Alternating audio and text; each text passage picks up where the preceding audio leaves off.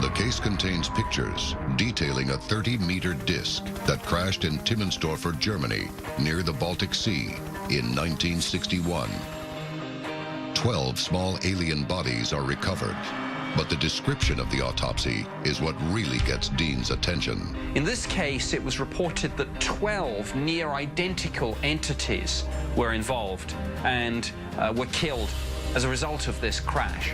And when this craft was recovered, these entities were found with very, very small differences. It was almost as if this was a cookie-cutter design. And again, this is the first time, really, that the idea of clones enters the fray. Are some aliens mere shells or clones with an artificial consciousness?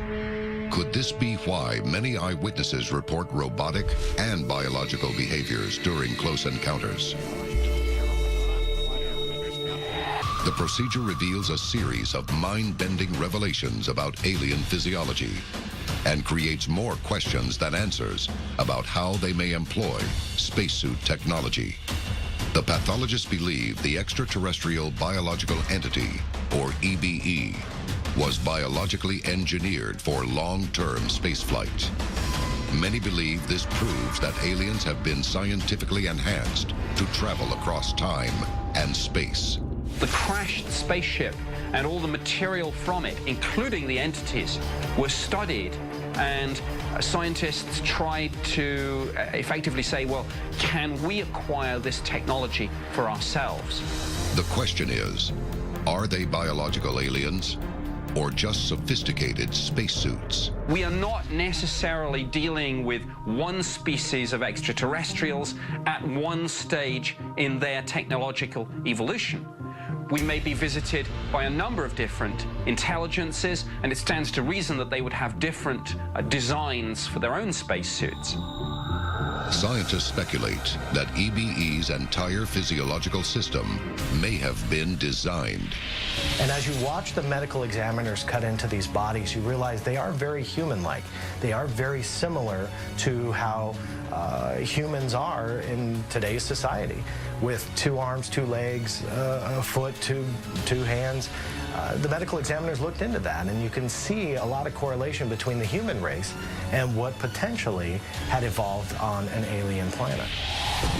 Many of the autopsy findings leave scientists baffled. The technology is far beyond what we have here on Earth. Who or what is piloting these spacecraft? And how do they do it?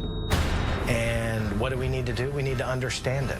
It's a basic fundamental to our human mind. We need to understand the unknown. Who is making these technologically advanced, living spacesuits? Or is it possible that some aliens have evolved to travel a distance far greater than previously imagined? Coming up, the artificial nature of alien biology has some experts questioning new technology and the future of the human body.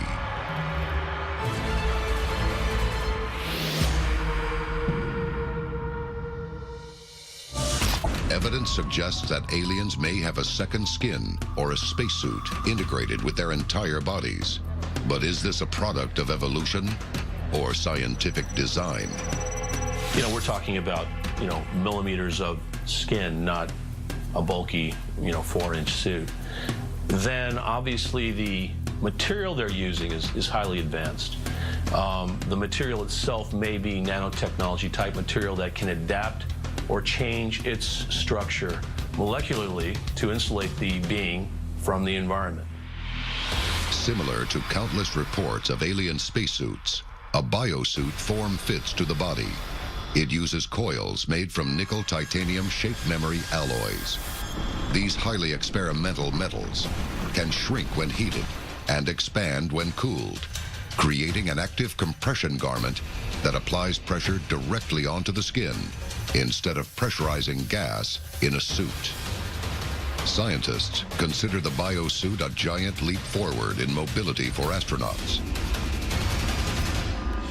People have talked about the development of essentially a second skin, and there is indeed a Massachusetts Institute of Technology project, the so-called second skin spacesuit, to design something so lightweight, but yet so strong that effectively the astronaut wouldn't even be aware that they were in a spacesuit at all. Is the spacesuit evolving to fit us? Or like aliens, will we evolve to fit the spacesuit?